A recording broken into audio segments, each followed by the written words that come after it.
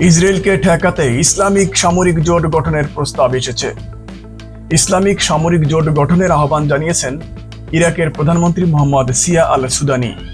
তিনি বলেন, দীর্ঘদিন ধরে গাজা ও কাতারে সাম্প্রতিক ইসরায়েলি হামলার জন্য সম্মিলিত প্রতিক্রিয়া জানানো প্রয়োজন।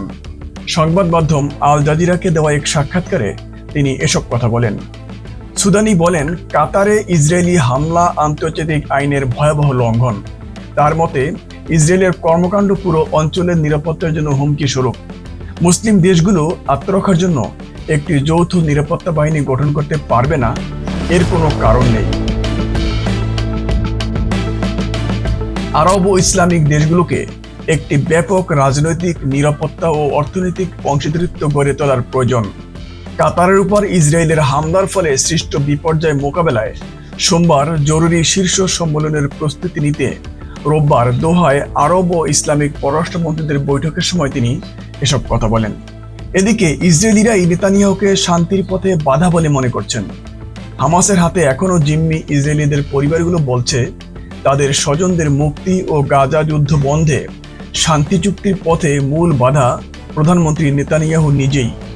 এক বিবৃতিতে হোস্টেজেস অ্যান্ড মিসিং ফ্যামিলিজ ফোরাম নামে পরিবারগুলোর সংগঠন জানায়, যখনই কোনো চুক্তি এগোতে থাকে নেতানিয়াহু সেটি ভণ্ডুল করে দেয়। কাতারে সম্প্রতি হামলার ঘটনাই তার প্রমাণ। বন্দি পরিবারের সদস্যরা প্রধানমন্ত্রীর বক্তব্যকে আরেকটি অজুহাত বলে আখ্যা দেন। তারা বলেন, এই কাতারের অভিযান প্রমাণ করেছে বন্দীদের মুক্তি ও যুদ্ধ বন্ধে একমাত্র বাধা নেতানিয়াহু। এখন আর দেরি না করে চুক্তির পথে হাঁটার সময় এসেছে। পরিবারগুলোর দাবি, নেতানিয়াহুর বিলম্ব নীতির কারণে 42 জন বন্দীর মৃত্যু হয়েছে এবং বাকিদের জীবনও ঝুঁকিতে।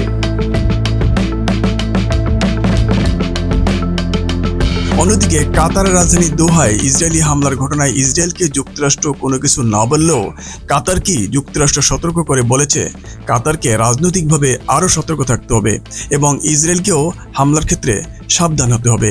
মার্কিন প্রেসিডেন্ট ডোনাল্ড ট্রাম্প দোহায় ইসরায়েলি হামলার পর কাতারের সঙ্গে যুক্তরাষ্ট্রের সম্পর্কের প্রশংসা করেছেন।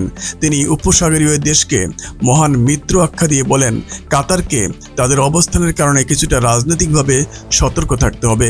তবে সরাসরি কাতারের মতো একটি দেশে ইসরায়েল হামলা চালানোর সাহস কিভাবে পেল এবং এজন্য ইসরায়েলকে কোনো শাস্তির মুখোমুখি করা হবে কিনা যুক্তরাষ্ট্রের পক্ষ থেকে এমন কোনো মন্তব্য করা হয়নি।